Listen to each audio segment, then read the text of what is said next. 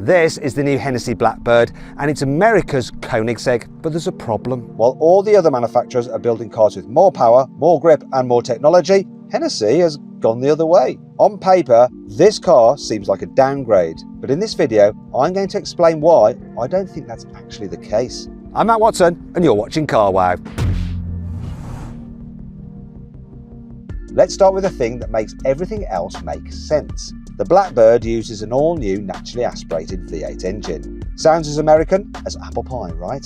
Well, actually, this V8 was developed by Ilmer Engineering, a company based in the UK. They built engines for Formula 1 and IndyCar, so they know a thing or two about developing one hell of an engine. The target power output is 800 to 850 horsepower, all without any electrical assistance, and it'll rev to more than 9,000 RPM. That would make it the highest revving and most powerful naturally aspirated V8 ever fitted to a road car. All of that goes to the rear wheels only, and yet the Blackbird will still do 0 to 60 miles an hour in 2.5 seconds. That's quicker than a Pagani Utopia, and about the same as a Koenigsegg CC850, one of my favourite cars that I've ever driven. And like that car, this car has a 6-speed manual gearbox, though this one is more traditional and doesn't have all the clever solenoids and actuator trickery of the Koenigsegg. This one is a proper old-school manual, so you definitely won't want to accidentally money shift it. The Blackbird will do 220 miles an hour, which is faster than all these competitors.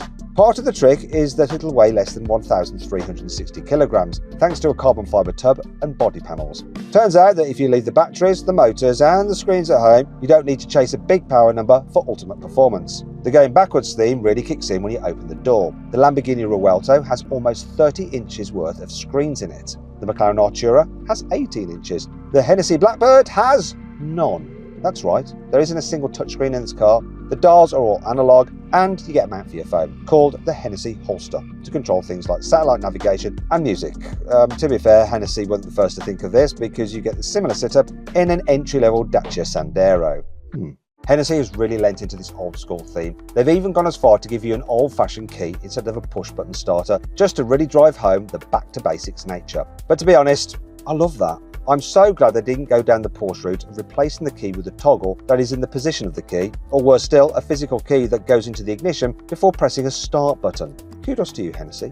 I'm getting some serious Bugatti Tourbillon vibes from this interior. Just look at the way the dashboard swoops around from each side before flowing into the centre console. And in that centre console, you get a gorgeous gated shifter for the manual gearbox, topped off with a carbon fibre knob. I did think the carbon seats looked really cool as well, but then I spotted something, and I don't mean the Stetson between them. Look at the two holes and the leather pad between them. Then look at the Hennessy badge. It's a face with a giant nose, isn't it? No, I can't unsee it. Speaking of things you can't unsee, look at the central air vents. They're in the shape of a diamond. And then there's the optional sky glass roof, and these overhead switches and dials that make you feel like you're about to be cleared for takeoff. Someone please fetch me my aviators. The outside is just as dramatic. Just have a look at the sculpted doors and the way they pinch in tightly at the sides. Also admire how long and low this thing sits. Then there's the rear stabilisers. No, not like the ones I had on my rally budgie. These stick up from the rear of the car at 71 miles an hour and sit at a 71-degree angle, which does mean that if you drove this car in the UK, you'd be telling everyone exactly when you're speeding. But Hennessy have thought of this. There's a button to deploy them at any speed you want, so posers rejoice. Around the back, you'll notice the diamond-shaped quad exhaust, the same shape as those central air vents inside, and that motif turns up in the headlights as well. Every one of those details is there for a reason, but we'll come back to that. Now, I want to explain why this isn't a downgrade, because yes, Hennessy has taken stuff out of the car, but this isn't a cheaper, lesser version of what they've already built, because this car is designed to do a completely different job. I've driven a Hennessy Venom F5, and that car is totally bonkers. It's really exciting, but it's loud, it's intense, and it's raw, like a race car for the road. I needed a little sit down after driving it. The Blackbird is different though. It's built to be able to cover 800 miles in a day in comfort, which is why it has enough luggage space for 2 suitcases, big windows to give you a good view out, and more interior space than the Venom F5.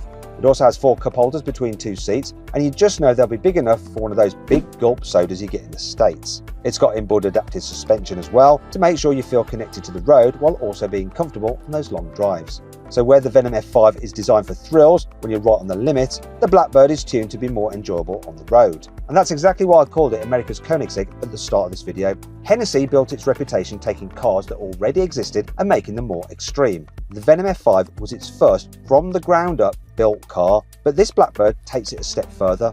all-new engine, carbon fibre tub, and every single decision made around the person driving it. That's the Koenigsegg playbook, a small independent outfit building in small numbers, making some of the most desirable cars in the world. But there's just one small problem. It'll cost $2.5 million before taxes.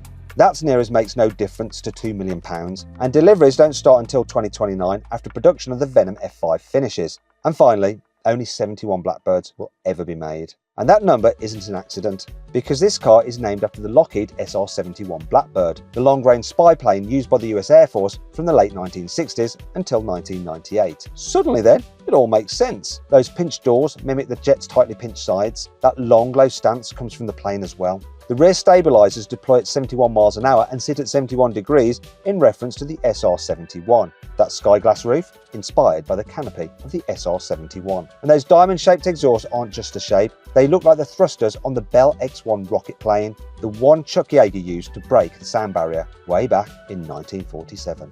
The SR-71 was a long-range jet, the Hennessy Blackbird is a long-distance tourer. The only thing it can't match is the top speed. You see, the SR-71 Blackbird could do 2,200 miles an hour, whereas the Hennessy does 220 miles an hour. So it just is lacking 1-0 from the end. And I'm sure if we get enough views and likes on this video, John Hennessy will let me test this car out in a drag race in the future. So make sure you do like and comment on this video and subscribe to this channel for that possible drag race and whatever else I might be drag racing soon. However, if you'd like to see if this new Blackbird is better than the Koenigsegg CC850, then click on the video window to watch my in-depth review of that car. It will blow your mind. Thanks for watching, and I'll see you next time.